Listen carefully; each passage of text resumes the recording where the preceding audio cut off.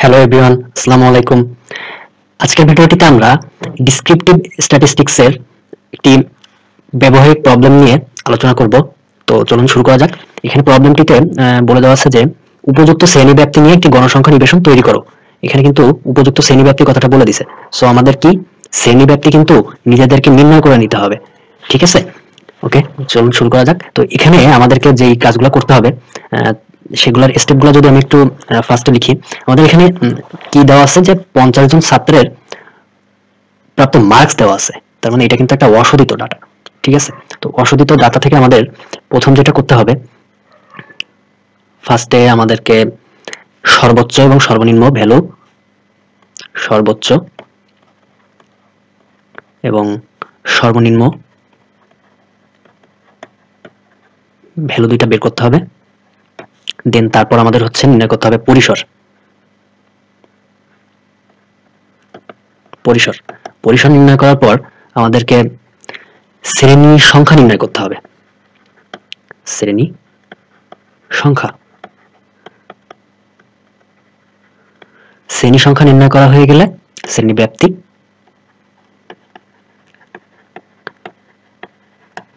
শ্রেণী বা দেন আমরা হচ্ছে যে শ্রেণী ব্যাপ্তি গুলা ক্রমান্বয়ে লিখে দেন ট্যালি চিহ্ন করব, তারপর গণসংখ্যা নির্ণয় করব।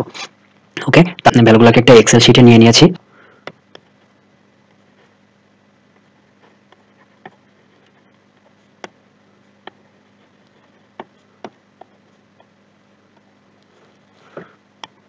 সর্বোচ্চ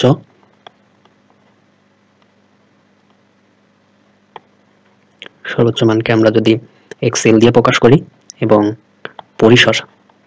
পরিসরটা কি? পরিসরটা হচ্ছে সর্বনিম্ন এবং সর্বোচ্চ মানের বিয়োগফল। দ্যাট মিন্স তাহলে পরিসরের মান হচ্ছে যে হবে এক্স, সরি আমি দুইটাই এল লিখে ফেলেছি, X H minus X L. Okay, let's find out the values from Excel sheet. Minimum ভ্যালুর জন্য আমরা মিনিমামের ফর্মুলাটা ইউজ করি। দেন এখানে কিন্তু মিনিমাম ভ্যালু 30 অন, আমি যদি একটু দেখাই, মিনিমাম ভ্যালু 30 অন। দেন হচ্ছে যে ম্যাক্সিমাম ভ্যালুর জন্য আমরা ম্যাক্সিমামের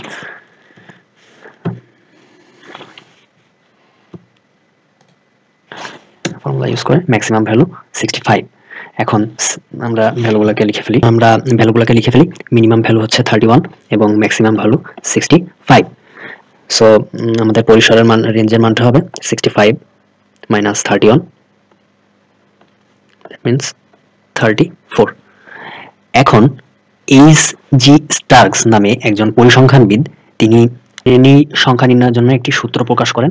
আমরা সেই সূত্র ইউজ করে শ্রেণী সংখ্যা নির্ণয় করব এবং আমরা একটা জিনিস মাথায় রাখবো যে আমাদের শ্রেণী সংখ্যা যেন মিনিমাম 5টা এবং ম্যাক্সিমাম 25টা এই ভ্যালুর ভিতরে থাকে। ওকে, দেন এখন আমরা তাহলে শ্রেণী সংখ্যা নির্ণয় করি। শ্রেণী সংখ্যাকে কে দিয়ে প্রকাশ করা হয়?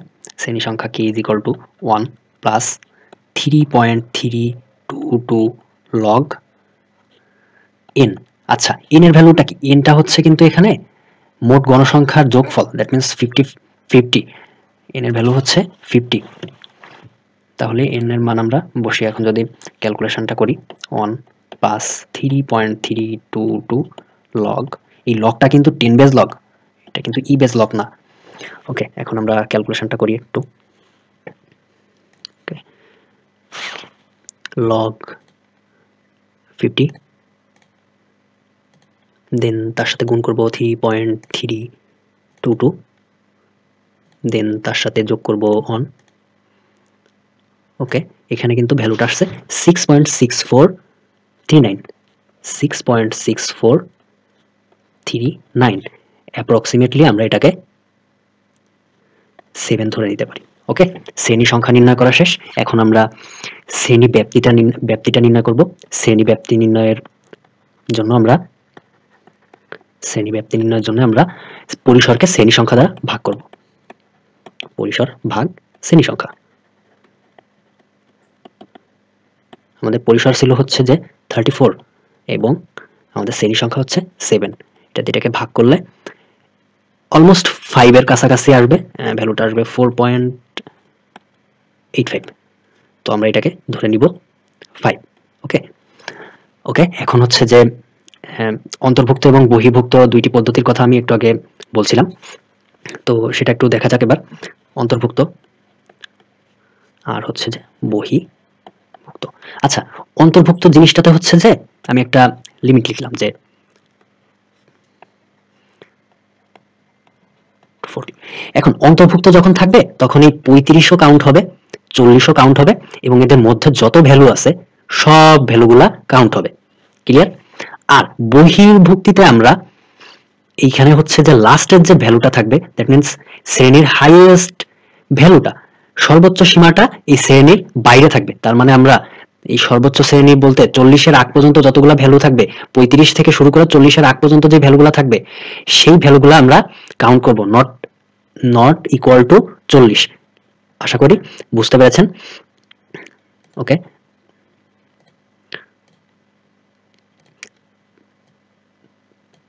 ওকে তাহলে আমরা পরবর্তী স্টেপে যাই। পরবর্তী স্টেপ হচ্ছে আমরা এখানে আসলে আমরা বহির্ভুক্তি পদ্ধতিটা ব্যবহার করব। বহির্ভুক্তি পদ্ধতিটা কেন ব্যবহার করব?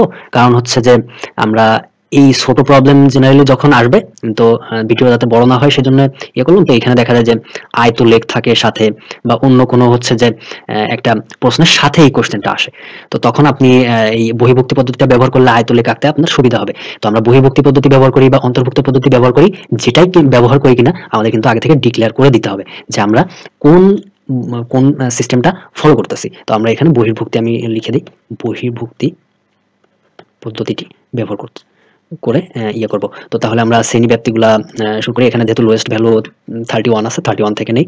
সো 31 থেকে 36। তাহলে এখন আমরা এটা টেবিলটা কমপ্লিট করি। 36 থেকে 41, দেন 41 থেকে 46, 46 থেকে 51, 51 থেকে 56, সরি, দেন 56 থেকে 61, দেন 61 থেকে 66। আমাদের হাইয়েস্ট ভ্যালু ছিল কত? 65। সো তাহলে আমাদের এই 1 2 3 4 5 6 7টা শ্রেণীতেই কিন্তু আমাদের জিনিসটা কমপ্লিট হয়ে যাচ্ছে। এখন আমি হচ্ছে যে জিনিসটাকে সহজে ট্যালি চিহ্ন করা এজ ইউজুয়াল যেভাবে আপনারা করে আসেন, যে একটা একটা করে কাটবেন আর একটা একটা করে ট্যালি চিহ্ন এখানে বসাবেন, সেইভাবেই কমপ্লিট করবেন। আমি ভিডিওটি কমপ্লিট করার মূলত আজকে ভিডিওটা করা হচ্ছে যে এই এইচজি স্টার্কস এর সূত্র ইউজ করে শ্রেণী সংখ্যা নির্ণয় করে কিভাবে করতে হবে সেটা দেখানো। সো আমি ভিডিওটা কমপ্লিট করার জন্য তাহলে এই ডেটাগুলোকে শর্ট করে নিই। অ্যাসেন্ডিং অর্ডারে যদি আমি সাজিয়ে ফেলি, এখন আমি ডেটাগুলোকে যদি অ্যাসেন্ডিং অর্ডারে সাজিয়ে ফেলি,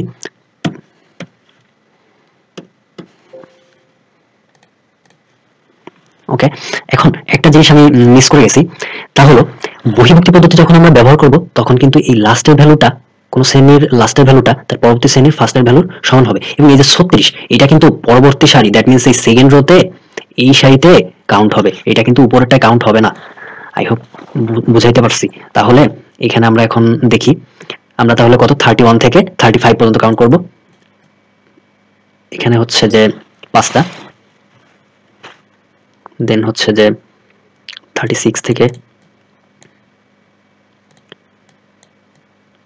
থেকে আমরা নিব হচ্ছে যে 40 পর্যন্ত। এখানে ভ্যালু আসতেছে আমাদের 14টা। দেন হচ্ছে যে আমরা 41 থেকে শুরু করে নিব কত পর্যন্ত? 45 পর্যন্ত। এখানে আমাদের ভ্যালু আসতেছে 10টা।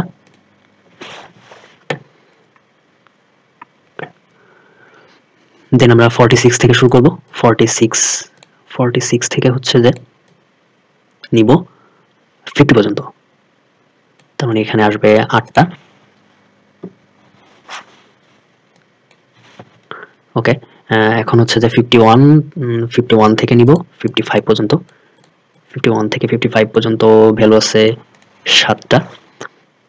দেন হচ্ছে যে 56 থেকে 60 পর্যন্ত ভ্যালু আছে 5টা, এবং এখানে ভ্যালু আছে only 65, দ্যাট মিন্স একটা। আচ্ছা, এখন আমরা এগুলাকে একটু যোগ করে দেখব, ঠিক আছে? যে আমরা যে টেবিলটা করলাম সেই টেবিলটা হচ্ছে যে আসলে গণসংখ্যাটা ঠিক আছে কিনা, টোটাল গণসংখ্যাটা। তো এখানে আমরা একটু যদি যোগ করি 50। সো তাহলে আমাদের কিন্তু টেবিলটা ঠিক আছে। এখন আমরা ট্যালি চিহ্ন বসি। সো এখানে 5টা, দেন তারপর হচ্ছে যে 14টা, 5 5 এন্ড 4, দেন 10টা, 5 5 10, দেন 8টা, 5 আর 3 8, দেন 7টা, 5 আর 2 7, দেন 5, দেন 1। ওকে, তো এই ছিল আজকের ভিডিও। আপনাদের যদি ভিডিওটি সামান্য পরিমাণ হেল্পফুল হয় তাহলে কমেন্টে আমাকে জানাতে ভুলবেন না। এন্ড আশা করি আমি পরবর্তীতে আরো অনেকগুলা লেকচারের মাধ্যমে পুরো ব্যবহারিক পরীক্ষার সবগুলা টপিকের উপর চেষ্টা করব আলোচনা করে আপনাদেরকে কিছুটা হেল্প করার, এন্ড পাশাপাশি আমারও জিনিসটা চর্চা হবে। তো সকলেই ভালো থাকবেন সে পর্যন্ত। আসসালামু আলাইকুম।